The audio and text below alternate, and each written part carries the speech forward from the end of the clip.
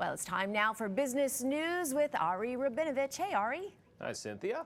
Okay, yet another electric vehicle parts manufacturer is setting up shop in this province. I'm losing count.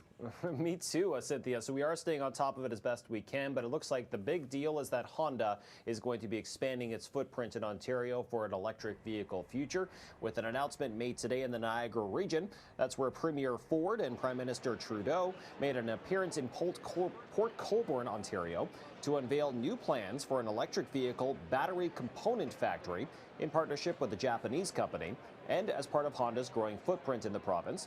Honda recently announced plans to build an electric vehicle battery plant in Alliston, Ontario. So this is in addition to that operation. And that battery plant in Alliston is next to the current assembly plant, which is being retooled to produce fully electric vehicles as part of a $15 billion project. So Cynthia, if you plan to buy a Honda electric vehicle in the future, very likely that it's built at least partially in Ontario. Well, they really are trying to make a mark and be the leaders in this industry. Let's turn to the economy. You can usually measure it when you look at how certain companies like Home Depot are doing. What is that telling you today? Well, it also kind of looks back at what we found out yesterday about the value of home permits, rather building permits, I should say. So we did find out from Statistics Canada yesterday that in the month of March, compared to the month of February, the value of those permits for residential projects especially fell by more than 8%. And today we learned from Home Depot that sales overall have declined 2% in the first quarter, making it the third consecutive quarter that Home Depot has seen declining sales. So it kind of underscores that narrative, if you will, Cynthia, that home builders and renovators or even do-it-yourselfers are putting off those more expensive projects, let's say, for maybe what's essential until maybe inflation comes down or interest rates. Interesting. It certainly does indicate where people's minds are.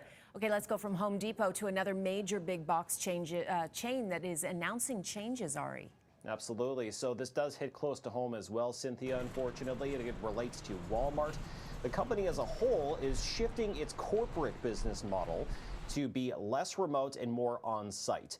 And it's also going to mean more in-person working at fewer locations. So Walmart's corporate offices are going to be fewer, focusing on more U.S. hubs, and that means shutting down more smaller offices. Unfortunately, that includes here in Toronto. So Walmart's corporate office here will shut down, and it's not clear exactly how many job cuts will be made, although they have announced that there will be some. And this is all a move to have more in-person work, of course, if not full-time, Cynthia, at least in a hybrid capacity. Interesting. Even Walmart letting people go. No one seems to be immune to these sorts of patterns, it seems. Definitely. All right. Ari Rabinovitch, as always, good to talk to you. Thank you.